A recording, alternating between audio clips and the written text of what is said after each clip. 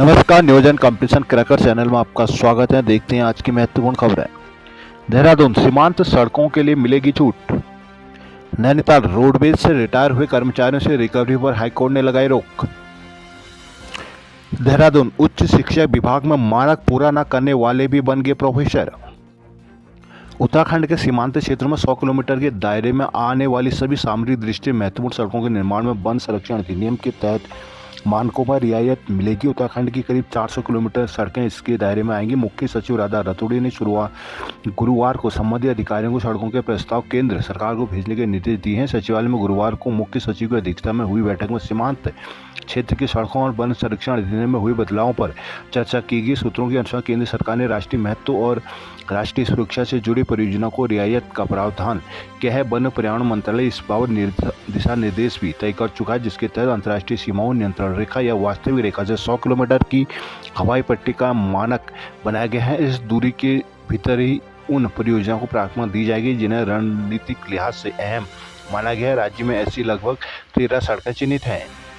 उच्च शिक्षा विभाग के 38 अधिकारी, प्राचार्य और शिक्षकों के प्रोफेसर पद पर प्रमोशन सवालों के घेरे में आ गए हैं। उच्च स्तरीय जांच में 20 ऐसे लोग पाए गए हैं जो प्रोफेसर पद पर प्रमोशन के मानक पूरे नहीं करते, जबकि 18 लोग पात्र हैं लेकिन उनके कागजात आधे अधूरे हैं। इन्हें प्रमोशन के लिए पात्र तो माना गया, लेकिन इनके दस्तावेजों के बाबत स्पष्टीकरण लिया जाना है। हैरानी की बात यह है कि इनमें वर्तमान उच्च शिक्षा निर्देशक भी शामिल है। लोक सेवा अधिकरण के यह मामला आने के बाद हुई उच्च स्तरीय जाँच में तथ्य सामने आया है। उच्च शिक्षा विभाग के सचिव शैलेश पैगोली ने अनहर पाए गए 20 लोगों के मामले में उच्च शिक्षा निदेशक CD सुंठा के जांच सौंपी थी। सुंठा इस मामले में सभी 20 लोगों की सुनवाई करेंगे और रिपोर्ट शासन को देंगे, जबकि अपूर्ण दस्तावेज वाले 18 लोगों का मामला कुमाऊं विश्वविद्यालय के कुलपति को सौंपा गया है। नैनीताल रोडवेज के सेवानिवृत्त कर्मचारियों से रिकवरी के आदेश पर रोक लगाने के एकलपीठ के आदेश को हाईकोर्ट की खंडपीठ ने बरकरार रखा है। एकलपीठ के आदेश को चुनौती देते हुए परिवहन निगम की विशेष अपीलों को खंडपीठ ने गुरुवार को सुनवाई के बाद खारिज कर दिया। एकलपीठ ने पूर्व में कर्मचारियों के पक्ष में फैसला देते हुए सेवानिवृत्ति के समय की सभी देयकों के 3 माह के भीतर भुगतान करने और कर्मचारियों से रिकवरी करने के निगम के आदेश पर रोक लगाई थी। इस फैसले से उत्तराखंड में करीब 1000 रोडवेज के रिटायर और कार्यरत कर्मचारियों को लाभ होगा। पौड़ी जिले में 1711 वोटर घर से करेंगे मतदान। रुद्रप्रयाग में 70 पोलिंग पार्टियों को 2 चरणों में दिया गया प्रशिक्षण। बद्रीनाथ में अस्थायी बैरकों की मरम्मत समय से पूरी करें SP। सिलगी कलकोट के जंगल में लगी आग से फैला धुआं। श्रीनगर लद्दाख में ड्यूटी के दौरान खिसुगे संजय का निधन। जोशीमठ SP चमोली सर्वेश पवार ने बद्रीनाथ पहुंचकर यात्रा मार्ग और यात्रा तैयारियों का जायजा लिया। साथ ही यात्रा के दौरान बद्रीनाथ आने वाले तीर्थ यात्रियों को पुलिस किस प्रकार से बेहतर सुविधा, सुरक्षा और जानकारी दे सकती है पर भी चर्चा की गई। SP चमोली ने सुरक्षित यातायात के लिए यात्रा शुरू होने से पहले ढांचागत योजना तैयार करने के यात्रा मार्ग की सभी पुलिस चौकियों कोतवाली को निर्देश दिए। कहा कि बद्रीनाथ हेमकुंड उत्तराखंड के आध्यात्मिक श्रृंगार है। इस पर प्रतिवर्ष लाखों की तादाद में श्रद्धालु बद्रीनाथ हेमकुंड पहुंचे हैं। कहा कि यहाँ आने वाले श्रद्धालुओं की सुरक्षा पुलिस की प्राथमिकता है। SP चमोली ने पाकी से जोशीमठ व बद्रीनाथ तक यात्रा मार्ग में बरसात के दौरान ब्लड लैंडस्लाइड के दौरान किस प्रकार से उस सड़क सुचारू रही, इस पर भी चर्चा की और संवेदनशील स्थानों को चिन्हित करने के निर्देश दिए हैं। पुरोला के 27 गांव सड़क से अब तक नहीं जुड़े। पौड़ी पुलिस ने शिक्षा से वंचित 20 बच्चों को स्कूल में कराया दाखिला। हल्द्वानी कम उम्र के 5000 बच्चे 1 साल और UKG में पढ़ेंगे। सरकारी और प्राइवेट स्कूल में इस साल पहली कक्षा में दाखिले को 6 साल की उम्र अनिवार्य कर दी गई है। नया सत्र 1 अप्रैल से शुरू हो चुका है। ऐसे में लाजिमी है कि बच्चे अगली कक्षा में दाखिले लेने की तैयारी में जुट गए हैं, मगर शहर के करीब 5000 नौनिहाल नए कक्षा में पढ़ने का सुख फिलहाल नहीं ले सकेंगे। UKG कक्षा पाठ कर चुके इन बच्चों की उम्र प्रवेश के नए मानक को पूरा नहीं कर पा रहे। ऐसे में इन सभी को दोबारा UKG कक्षा पढ़नी होगी। किसी बच्चे की उम्र 5 साल 8 माह तो किसी की 5 साल 11 माह ही हो रही है। शिक्षा विभाग ने इस बार RTE और सामान्य दाखिले के लिए उम्र सीमा निर्धारित की है, जिसके तहत प्री प्राइमरी कक्षाओं नर्सरी, LKG, UKG में दाखिल के लिए बच्चे की उम्र न्यूनतम 3 साल होनी अनिवार्य है, जबकि कक्षा 1 में पूरे 6 साल 5 साल 12 महीने की उम्र पूरी कर चुके बच्चे प्रवेश के पात्र होंगे। बच्चे की उम्र 31 मार्च 2024 तक 6 साल होनी चाहिए, जिससे नीचे वालों को दाखिला नहीं मिलेगा। समग्र शिक्षा उत्तराखंड की ओर से RTE प्रवेश के लिए नए निर्देश जारी किए गए हैं।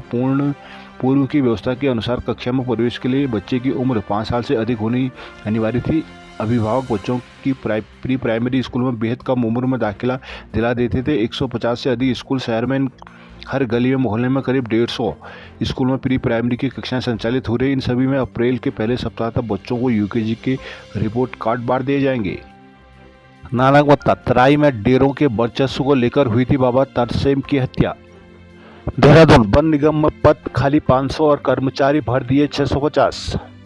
वन निगम में अब आउटसोर्स कर्मचारी की भर्ती को लेकर घमासान मच गया है। वर्तमान में निगम में 650 कर्मचारी तैनात है, जबकि समस्त जरूरत 500 पदों की है। आलम यह है कि किसी पद पर तीन कर्मचारी रखे गए हैं। अब उनको हटाने को लेकर कर्मचारी संगठन और प्रबंधन में ठन गई है। वन निगम में विभिन्न पदों में काम के लिए आउटसोर्स कर्मचारी के माध्यम से कर्मचारी रखे गए हैं, लेकिन आउटसोर्स भर्ती के लिए कोई नियमावली न होने के कारण किसी पद पर 3 कर्मचारी रखे गए, जबकि काम एक का है। हैरानी की बात है कि एक गाड़ी के लिए 3 से 5 तक चालक तैनात किए गए हैं, जिनमें से आधों को तो लंबे समय तक गाड़ी चलाने तक को नहीं मिला। कई अधिकारियों को 5 चतुर्थ श्रेणी कर्मचारी सौंप दिए गए हैं। कईयों को मान्य न होने के बावजूद चतुर्थ श्रेणी कर्मचारी दिए गए हैं। इसी तरह जरूरत से ज़्यादा कर्मचारी निगम में आउटसोर्स पर रखे गए हैं। अब जरूरत के अनुसार कर्मचारी रखने की कवायद शुरू हो गई। वहीं कर्मचारी यूनियन कर्मचारी काम करने या हटाने का विरोध करने लगे हैं। इसी को लेकर प्रबंधन और कर्मचारियों के बीच ठन गई है।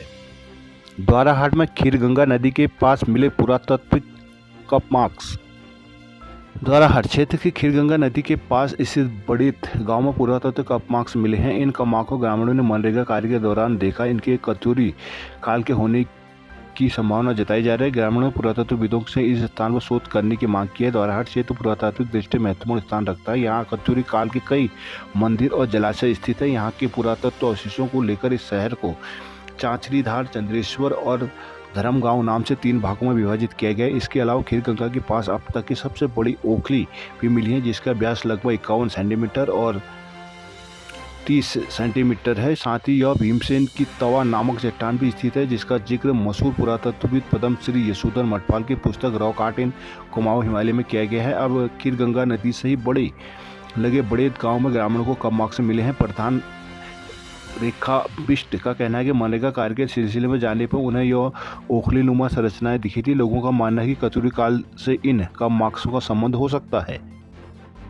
अल्मोड़ा चितई और पेटसाल के जंगल रात भर धधके। अल्मोड़ा गर्मी बढ़ने और बारिश न होने से जिले में वनाग्नि की घटनाएं दिन प्रतिदिन बढ़ती जा रही है। आए दिन चीड़ के जंगल धधक रहे हैं, जिसमें बहुमूल्य वन संपदा को काफी नुकसान पहुंचा है। वही वन विभाग लाचार बना हुआ है। इस बार वनाग्नि की घटना अल्मोड़ा पिथौरा हाईवे से लगे चितई और पीठसाल के जंगलों में सामने आई है। बुधवार देर शाम दोनों जंगलों में आग सुलग गई। कुछ ही देर में आग ने जंगल के बड़े हिस्से को अपने चपेट में ले लिया। जंगलों में रात होने तक आग सुलगती रही। रात का समय होने से वन विभाग कर्मचारी आग बुझाने के लिए नहीं पहुंच पाए। इसे घंटों तक सुलगती रही। करीब 2 हेक्टेयर जंगल को अपने आगोश में ले लिया। पूरी रात जंगल में आग जलते रहे, लेकिन वन विभाग घटना से अनजाना, जिसके बहुमूल्य वन संपदा को काफी नुकसान पहुंचा है। जंगलों में लगी आग दूसरे दिन शांत हो गई। जंगलों में धधकी आग से क्षेत्र में धुएं का गुबार सा छाया रहा। स्थानीय लोगों के मुताबिक वनाग्नि से निकले हुए धुएं के गुबार से बच्चों और बुजुर्गों की सेहत पर बुरा असर पड़ रहा है। बागेश्वर में पुलिस ने चलाया सघन चेकिंग अभियान। देहरादून अफसरों की लापरवाही से रोजाना बर्बाद हो रही है 5 मेगावाट बिजली। उत्तराखंड में पिटकुल के अफसरों के सालों पहले की गई गलती से रोजाना 5 मेगावाट बिजली बर्बाद हो रही है। यूजेबीएनएल के पिथौरागढ़ में बने सुरिंगाड़ पावर प्रोजेक्ट से ये बिजली ऐसे समय पर बर्बाद हो रही है जब राज्य में एक यूनिट को लेकर मारामारी है। राज्य से महंगी दरों पर बिजली खरीदने के मजबूर होना पड़ रहा है। अब विद्युत नियामक आयोग ने 15 दिसंबर 2023 के इस प्रोजेक्ट को लाइन से जोड़ने के लिए दी गई मंजूरी को वापस ले लिया है। उत्तराखंड जल विद्युत निगम का 5 मेगावाट का सुरिंगाड़ पावर प्रोजेक्ट जून 2021 से बनकर तैयार है। पिटकुल की ओर से समय पर ट्रांसमिशन लाइन न बनाने के कारण करोड़ों की इस बिजली का इस्तेमाल नहीं हो पा रहा है। प्रोजेक्ट से मिलने वाली बिजली को कई बार यूपीसीएल के मौजूदा 33 केवी सब स्टेशन के सप्लाई सिस्टम से जोड़ने का प्रयास किया गया। हालांकि हर बार लाइन ट्रिप होने से आसपास के दूसरे प्राइवेट प्रोजेक्ट का भी बिजली उत्पादन ठप हो गया है। इस पर आयोग ने यूजेबीएनएल के प्रोजेक्ट को यूपीसीएल की लाइन से जोड़ने की मंजूरी नहीं दी थी। पिटकुल को 220 केवी जल जीबी ट्रांसमिशन लाइन को पिटकुल के ब्रह्म पावर सब स्टेशन से जोड़ने के निर्देश दिए थे। पिटकुल की ओर से इस लाइन पर 10 साल से सिर्फ कागजों पर ही काम होता रहा है। शासन से फटकार के बाद आयोग फिर प्रोजेक्ट को यूपीसीएल की लाइन से जोड़ने की मंजूरी मांगी, जिसका प्राइवेट कंपनी ने विरोध किया, जिसके बाद आयोग ने 15 दिसंबर 2023 से 15 मार्च 2024 तक जोड़ने की मंजूरी दी गई थी। इस मंजूरी को बढ़ाने के आयोग से मांग की गई, इससे आयोग ने खारिज कर दिया। आयोग ने पिटकोल को 30 नवंबर 2024 तक ट्रांसमिशन लाइन को सब स्टेशन जोड़ने के निर्देश दिए। ऐसे में 30 नवंबर तक प्रतिदिन बिजली बर्बाद होती रहेगी। मंजूरी को खारिज किए जाने की आयोग के तकनीकी सदस्य ML प्रसाद ने पुष्टि की है। उत्तरकाशी में तैनात शिक्षक व दुष्कर्म का मुकदमा, टनकपुर से SSB का जवान लापता।